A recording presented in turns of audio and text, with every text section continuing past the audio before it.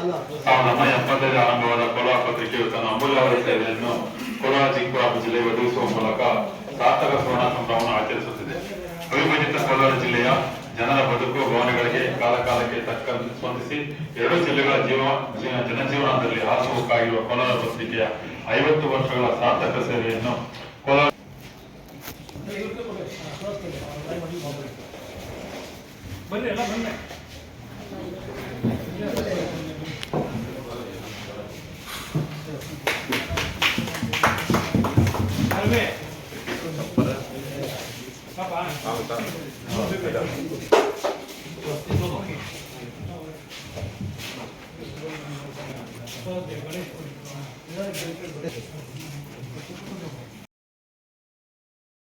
ಪ್ರಾಸ್ತಾವಿಕವಾಗಿ ಮಾತನಾಡಿದಂತಹ ಕೆ.ಎಸ್. ಅವರಿಗೆ ಧನ್ಯವಾದಗಳು. ಅದೇ ರೀತಿ ಈಗ ಇನ್ನು ಮತ್ತೊಬ್ಬ ರಾಜ್ಯ ಕಾರ್ಯಕಾರಿ ಸಮಿತಿಯ ಸದಸ್ಯರಾದಂತಹ ಅವರು ಮಾತಾಡಬೇಕಾಗಿದೆ. ಕೋಲಾರ ಜಿಲ್ಲಾ ಕಾರ್ಯ ಮತ್ತು ಪತ್ರಿಕಾ ಸಂಘ ಸುಮಾರು ಒಂದು ವರ್ಷದಿಂದ ಈಚೆಗೆ ಹಿರಿಯರನ್ನ ನೆನಪಿಸಿಕೊಂಡು ಅವ್ರ ಹುಟ್ಟಿದಬ್ಬವನ್ನು ಸಂಘ ಆಚರಣೆ ಮಾಡ್ಕೊಂಡು ಬರ್ತಾ ಇತ್ತು. ಏನೋ ಸಣ್ಣದಾಗಿ ಪ್ರೆಸ್ ಅಲ್ಲಿ ಇದು ಮಾಡಿ ಪ್ರಿಂಟಿಂಗ್ ವಾಗರತ ಅಲ್ಲ ಇವ್ರ ಹತ್ರ ಯೂನಸ್ ಅಲ್ಲ ರಾಮೇಶ್ವರ ಭಾಗದಲ್ಲಿ ಪ್ರಿಂಟಿಂಗ್ ಹಾಕ್ಬೋದು. ನಾವು ನ್ಯಾಷನಲ್ ಪೋರ್ಟಲ್ ನಾನು ಅವಾಗ 81ರಲ್ಲಿ ಕಾವೇರಿ ಪ್ರಿಂಟರ್ಸ್ ಅಲ್ಲಿ ಕೆಲಸ ಮಾಡ್ತಾ ಇರ್ತೀನಿ. ನಾನು ಅವಾಗ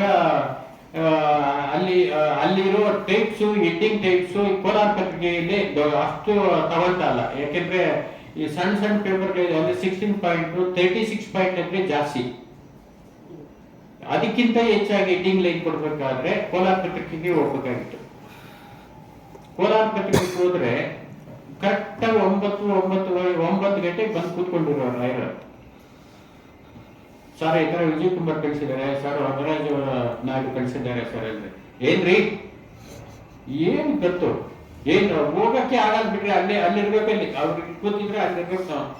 ಏನ್ರಿ ಸರ್ ಈ ತರ ಕಳಿಸಿದಾರೆ, ನೋಡು ನೀ ತಗೊಂಡೋಗು ಮತ್ತೆ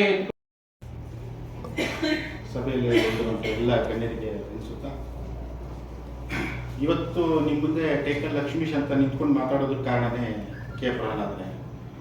ಇವತ್ತು ನಮ್ಮ ಊರಿನಲ್ಲಿ ನನ್ನ ಕರೆಯೋದು ಪತ್ರಿಕೆ ಲಕ್ಷ್ಮೀಶ್ ಅಂತಾನೆ ಕರೆಯೋದು. ಇವತ್ತೇನ ಬೆಳೆದಿದ್ದೀನಿ ಅಂತಂದ್ರೆ ಸುಮಾರು ಇವತ್ತು ನಾನು ಪತ್ರಿಕಾರಂಗಕ್ಕೆ ಬಂದು 27 ವರ್ಷ ಆಯ್ತು. 27 ವರ್ಷದಿಂದನೂ ರಾಯರ ಹೆಸರೆಲ್ಲ ಬೆಳೆದಿರೋದು. ಅದಾದ್ಮೇಲೆ ನನಗೆ ರಾಜ್ಯ ಪತ್ರಿಕೆಗಳು ಬಂತು, ಎಲ್ಲವೂ ಬಂತು. 2 ವಿಚಾರನ ಹೇಳ್ಬಿಟ್ಟು ಇದು ಮಾಡ್ತೀನಿ. ಒಂದು, ನಾನು ಕೋಲಾರ ಪತ್ರಿಕೆಗೆ ಬಂದಾಗ ಒಂದು 5-6 ವರ್ಷ ಆಗಿತ್ತು. ಕನ್ನಡ ಪ್ರಭದಲ್ಲಿ ಟೇಕಲ್ ವಿಭಾಗದಲ್ಲಿ ವರದಿಗಾರರು ಬೇಕು ಅಂತ ಒಂದು ಆಡ್ ಹಾಕಿದ್ರು. ನಾನೇನು ಮಾಡಿದೆ, ಅವ್ರು ಹೇಳಿದ್ರು ನಿಮ್ಮ ಯಾವ್ದನ್ನ ಪತ್ರಿಕೆಗಳಲ್ಲಿದ್ರೆ ಅದ್ರದ್ದೊಂದು ಕಾಪಿ ತಗೊಂಡ್ಬನ್ನಿ, ಮತ್ತೆ ಏನಾನ ಜರ್ನಲಿಸಮ್ ಮಾಡಿದ್ರೆ 1 ಇಯರ್ ಇತ್ತಾಗ ಜರ್ನಲಿಸಮ್, ಅದ್ರದ್ದು ಏನಾನಿದ್ರೆ ಕಾಪಿ ತಗೊಬನ್ನಿ ಅಂತ. ಕನ್ನಡ ಪ್ರಭದಲ್ಲಿ ಜಯರಾಮ್ ಅಡಿಗರು ಅಂತ ಹೇಳ್ಬಿಟ್ಟು ಸುದ್ದಿ ಸಂಪಾದಕರಾಗಿದ್ರು, ರಾಜನ್ ಅಂತ ಸಂಪಾದಕರಿದ್ರು. ನಾನು ರಾಯರ ಹತ್ರ ಹೋದೆ, ಸರ್ ಈ ಥರ ಕನ್ನಡ ಪ್ರಭ ರಾಜ್ಯ ಪತ್ರಿಕೆಯವರು ಈ ಥರ ಇಂಟ್ರೂ ಕರೆದಿದ್ದಾರೆ, ಟೇಕಲ್ ವ್ಯವಸ್ಥೆಗೆ ಸುದ್ದಿಗೆ ತಗೊಂಬೋಣ ಅಂತಿದ್ದೀನಿ ಸರ್, ಹೋಗ್ತಾ ಇದ್ದೀನಿ. ಏನೂ ಇಲ್ಲಯ್ಯ, ನಾನು ಕೋಲಾರ ಪತ್ರಿಕೆಯಲ್ಲಿ ಕೆಲಸ ಮಾಡ್ತಾ ಇದ್ದೀನಿ ಅಂತ ಹೇಳಿ ಯಾರನ್ನ ಆಗಲಿ ನೀನು ಸರ್ ಒಂದು ಲೆಟ್ರು, ಏನು ಬೇಡ ಹೋಗಯ್ಯ ಅಂತ. ಸರಿ, ಸೀದಾ ನಮ್ಮೂರಿನಿಂದ ಟ್ರೈನ್ ಇತ್ತು, ಹೋದೆ. ಇಂಟರ್ವ್ಯೂಗೆ ನಮ್ಮ ಮಾಲೂರು ತಾಲೂಕಿಂದ 2-3 ಬಂದಿದ್ರು ಟೇಕಲ್ ವಿಭಾಗದಲ್ಲಿ ವರದಿಗಾರರಾಗೋದಕ್ಕೆ. ಹೋದೆ, ರಾಜನ್ ಅವರು ನನ್ನ ಇಂಟರ್ವ್ಯೂ ಮಾಡಿದ್ರು. ನೀನು ಎಲ್ಲಿ ಕೆಲಸ ಮಾಡ್ತೀಯ ಅಂತಂದ್ರು. ಸರ್ ಕೋಲಾರ ಪತ್ರಿಕೆಯಲ್ಲಿ ಕೆಲಸ ಮಾಡ್ತೀನಿ. ಕೆ ಪ್ರಹ್ಲಾದ ರಾಯರು ಸಂಪಾದಕರಲ್ವಾ? ಹ್ಞೂ ಸರ್ ಅಂತ. ಸರಿ, ನೀವು ಅಪಾಯಿಂಟೆಡ್ ರೀ ಅಂತಂದ್ರು. ಈ ಹಿಂದೆ ಹೋದವ್ರು ನಮ್ಮ ಟೇಕಲ್ನವ್ರು ಇನ್ನಿಬ್ರು ಹೋಗಿದ್ರು, ಅವ್ರಿಗೆಲ್ಲ ಸುದ್ದಿ ಬರೀರಿ ಹಾಗೆ ಹೇಗೆ ಅಂತೆಲ್ಲ ಕೊಟ್ಟಿದ್ರು. ಪಕ್ಕದಲ್ಲಿ ಎಡಿಟರ್ ಇದ್ರು ರಾಜನ್, ಅವ್ರು ಹೇಳಿದ್ರು ಲಕ್ಷ್ಮೀಶ್ ಒಂದು ಲೆಟ್ರ್ ಬರೀರಿ ನೋಡೋಣ, ಒಂದು ಯಾವುದನ್ನ ಒಂದು ಸುದ್ದಿ ಬರೀರಿ. ನಾನು ಹಿಂದಿನ ದಿನ ನಮ್ಮೂರಿನಲ್ಲಿ ಒಂದು ಕ್ರೀಡಾಕೂಟ ಆಗಿತ್ತು, ಕ್ರೀಡಾಕೂಟದ ಒಂದು ಸುದ್ದಿ ಬರೆದೆ. ಒಂದು 2-3 ನಿಮಿಷದಲ್ಲಿ ಒಂದು ಪೇಜ್ ಬರೆದಿದ್ದು ಅವ್ರ ಮುಂದೆ ಇಟ್ಟೆ. ಓಕೆ, ವೆರಿ ಗುಡ್ ಲಕ್ಷ್ಮೀಶ್ ಅಂತ. ಎಲ್ಲರಿಗೂ ನಮಸ್ಕಾರ. ವೇದಿಕೆ ಮುಂಭಾಗದಲ್ಲಿರೋ ಹಿರಿಯರೇ, ಬಹಳಷ್ಟು ಜನ ನನಗಿಂತ ವಯಸ್ಸಿನಲ್ಲಿ ಸೇವಾ ವ್ಯಾಪ್ತಿಯಲ್ಲಿ ದೊಡ್ಡವರಿದ್ದೀರಾ. ಸೊ ನಾನು ಬೇರೆ ಮಾತಾಡುವಂಥ ಏನೂ ಇಲ್ಲ ಇಲ್ಲಿ. ಆ್ಯಕ್ಚುಲಿ ಅಮ್ಮ ಮಾತಾಡ್ತಾರೆ ಅಂತಂದು ಅಮ್ಮಗೆ ಕೊಟ್ಟಿದ್ದೀನಿ, ನಾನೇನು ಬೇರೆ ಆಗಿಲ್ಲ. ಆದರೂ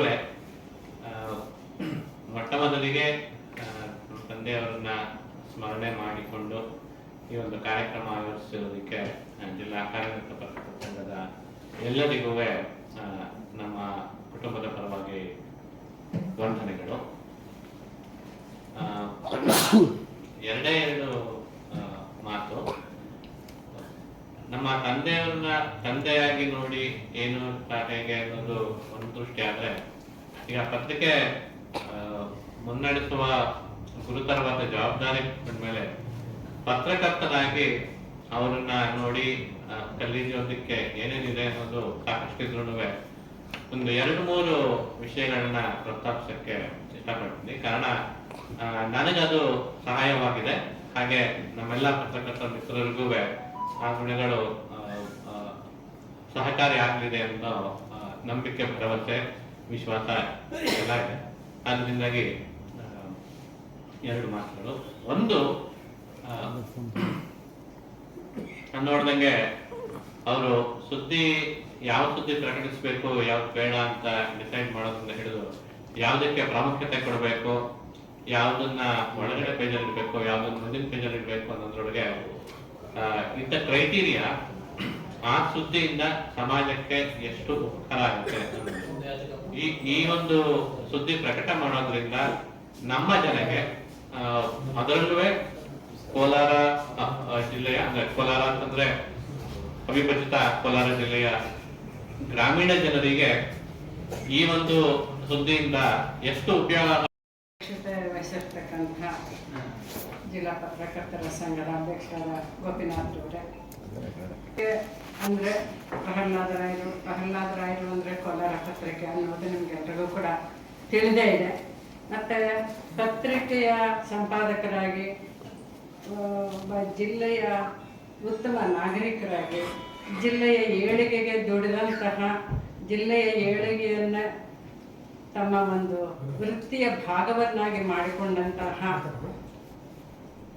ವ್ಯಕ್ತಿ ಪ್ರಹ್ಲಾದ ರಾಯರ ಬಗ್ಗೆ ನಿಮ್ಗೆಲ್ರಿಗೂ ಕೂಡ ಹೆಚ್ಚಿನ ವಿಷಯಗಳು ಪತ್ರಿಕೆಯ ವಿಷಯದಲ್ಲಿ, ಅವರ ವಿಷಯದಲ್ಲಿ ನಿಮ್ಗೆಲ್ರಿಗೂ ಕೂಡ ತಿಳಿದೇ ಇದೆ. ಮತ್ತೆ ಇನ್ನೊಂದೇನು ಅಂದ್ರೆ, ಇಲ್ಲಿ ಸೇರಿರತಕ್ಕಂತಹ ಪತ್ರಕರ್ತರು ಎಷ್ಟು ಜನ ಇದ್ದೀರೋ 800 ಅಂತ ನಾವು ಭಾವಿಸ್ಬೋದು ಬಂದಿರತಕ್ಕ ಸುದ್ದಿ. ಯಾಕಂದ್ರೆ ಒಬ್ಬ ಪತ್ರಕರ್ತನಿಗೆ ತಿಳಿದ್ರೆ ಅದು ಕನಿಷ್ಠ 100 ಮಂದಿಗಾದ್ರೂ ಮುಂದೆ ತಿಳಿಯತ್ತೆ. ಹಾಗಾಗಿ ಇಂದು ಇಲ್ಲಿ ಭಾಗವಹಿಸಿರುವಂತಹವರು ಸಂಖ್ಯೆಯಲ್ಲಿ ಎಣಿಸಬಹುದಾದವರು ಕೂಡ ಈ ಒಂದು ವಿಷಯ ಇನ್ನು 800 ಮಂದಿಗೆ ತಿಳಿಯುತ್ತೆ, ಅದು ಇನ್ನೂ ಹೆಚ್ಚು ಆಗಬಹುದು. ಆದ್ರಿಂದ ಇಲ್ಲಿ ಬಂದಿರತಕ್ಕಂತಹ ನಿಮ್ಮೆಲ್ಲರಿಗೂ ಕೂಡ ನಾನು ನನ್ನ ಮೊದಲ ಬಾರಿಗೆ ಕೃತಜ್ಞತೆಗಳನ್ನು ಸಮರ್ಪಿಸ್ತೀನಿ. ಒಂದು ಮೆಚ್ಚಬಹುದಾದಂತಹ ವಿಷಯ ಅಂದ್ರೆ ಜನ್ಮದಿನವನ್ನು ಆಚರಿಸುವುದು. ಯಾಕಂದ್ರೆ ಒಂದು ನೆಲ ತನ್ನ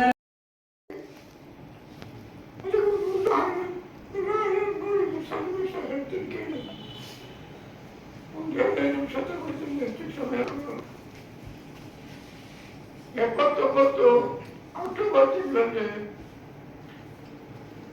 ಶ್ರೀನಿವಾಸಪುರ ಪುರಸಭೆಯಲ್ಲಿ ಒಂದು ಕಾರ್ಯಕ್ರಮ ನಡೆಯಿತು. ನಾನು ಪತ್ರಿಕೆ ಕಳಿಸ್ತಾ ಬರ್ತಿರುವುದು, ಅದನ್ನು ನೋಡೇ ಇರಲಿಲ್ಲ. ಆ ವೇದಿಕೆಯಿಂದ ಇಳಿದು ನಾನು ಪ್ರಕಟಣೆ ಓದಿ ಸರ್ವರಿಗೂ ಸುಸ್ವಾಗತ ಅಂತ ಹೇಳಿ ಕಾರ್ಯಕ್ರಮ ಹಾಕಿದ್ರು. ಕಪ್ಪು ಹಾಲಿಗೆ ಮೇಲೆ ಒಳಗಡೆ ಹೋಗಿ ಕೇಳಿದೆ, ಏನು ಕಾರ್ಯಕ್ರಮ ಇದು ಅಂತ. ಭಾವಗೀತೆ, ಚಲನಚಿತ್ರ ಗೀತೆಗಳು ಅಂತೇಳಿ ಸ್ಪರ್ಧೆ ಇದೆ ಅಂದರು. ಆದರೆ ವೇದಿಕೆ ಮೇಲೆ ಇರುವಾಗ ಪದನಾರ್ಪಣೆ ಮಾಡುವಾಗ ಪ್ರಹ್ಲಾದರಾವ್ ಅವರು ಹೇಳ್ತಿದ್ರು, ನನಗೆ ಬಹಳ ಸಂತೋಷ ಆಯಿತು. ಲಘು ಬಗೆಗೆ ನಾನು ಕೂತಿರೋ ಜಾಗದಿಂದ ಎದ್ದು ಹೋಗಿ ನಾನೇ ಪರಿಚಯ ಮಾಡಿಕೊಂಡೆ. ಸುಲಮಂತ ನೀವೇ ಏನ್ರಿ ಆತ್ಮೀಯತೆಯಿಂದ ಮಾತಾಡಿಸಿದ್ರು. ಅದೊಂದು ಉದಾಹರಣೆ. ಇನ್ನೊಂದು ಬಹಳ ಮುಖ್ಯವಾದ ಉದಾಹರಣೆ ಅಂದರೆ 2000 ಇಸ್ವಿ ಸೆಪ್ಟೆಂಬರ್ 5ನೇ ತಾರೀಕು ನಮ್ಮ ತಂದೆಯವರು ತೀರ್ಕೊಂಡು ಬಾಗೇಪಲ್ಲಿಯಲ್ಲಿ ನನ್ನ ತಮ್ಮ ಇದ್ದ. ಅವನಿಗೆ ಎಷ್ಟು ಸಾರಿ ಕರೆ ಮಾಡಲು ಸ್ವೀಕರಿಸಿದೆ. ಆಗ ದೂರವಾಣಿ ಸಂಪರ್ಕ ಇರಲಿಲ್ಲ. STD ಅಂತೇಳಿ STD ಅವರಿಗೆ ಹೇಳಿದೆ, ಬಾಗೇಪಲ್ಲಿಯಲ್ಲಿ ಯಾವ ಮನೆಗಾದ್ರೂ ನೀವು ಕರೆ ಮಾಡಿ, ಎಲ್ಲೇ ಆಗಲಿ ಬಾಗೇಪಲ್ಲಿ ಒಳಗೆ ಕರೆ ಮಾಡಿದ್ವಿ. ಅಲ್ಲಿದ್ದವ್ರು ನಕ್ಕು ಬಿಟ್ರು.